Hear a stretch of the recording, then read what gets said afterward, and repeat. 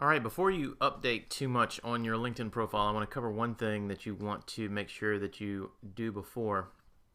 And if you're on LinkedIn and you're in your profile view, which is this view, you want to make sure that you edit your public profile. So this is what people will see if they search for you in Google.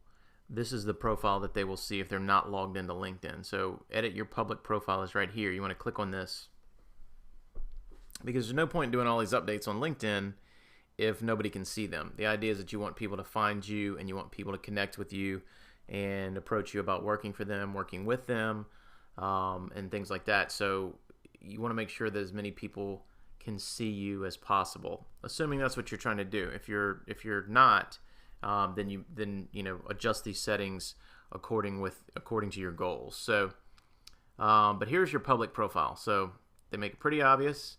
And this will show you what other people would see if they saw your LinkedIn profile and were not logged in. So you notice that not all of the information is there. You don't see any of the media that I showed you how to add, or will show you how to add on LinkedIn. So those pictures at the bottom of your experience section, you don't see that. So it's just more of a basic, expanded resume kind of, scenario here. But it does have any publications that you've gotten, any courses or certifications that you've done. It does have the volunteer causes. It does have, again, so here are the certifications. It has organizations that you're a member of, projects that you've worked on. So this is a lot of information here, depending on how much you filled out your LinkedIn profile. And you want to make sure people can find that. So you want to make sure that if your public profile is not visible to everyone, you want to make sure you toggle that your profile is visible to everyone.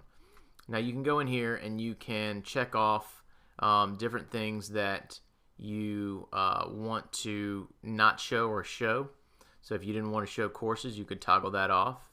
Don't know why you'd want to do that, but if you didn't want to show organizations, projects, skills, anything like that, you could toggle these different sections off.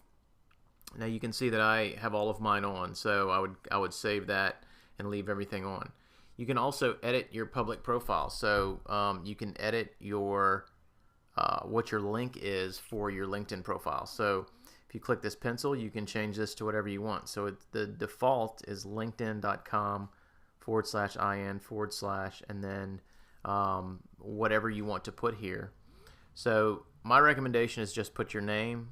Some people get creative and put different things to try to rank in LinkedIn search, but if people are searching for you, they're going to search for your name, and so you want this to be consistent, and this will help you rank the highest. And when you search your name in Google, at least when I search my name in Google, LinkedIn is generally the #1 thing that pops up. So before anything else that I've done, websites, any courses that I have, LinkedIn is still the first thing that comes up. So LinkedIn is pretty important from a professional standpoint there. So make sure that your public profile is consistent with what your goals are. So, but think about what people see when they're seeing this section. So we talked in one of the first videos about how to write a benefits-driven headline. So people see that I help businesses manage SEO and social media marketing, that I'm Google AdWords and Analytics certified, that I'm an SEO specialist.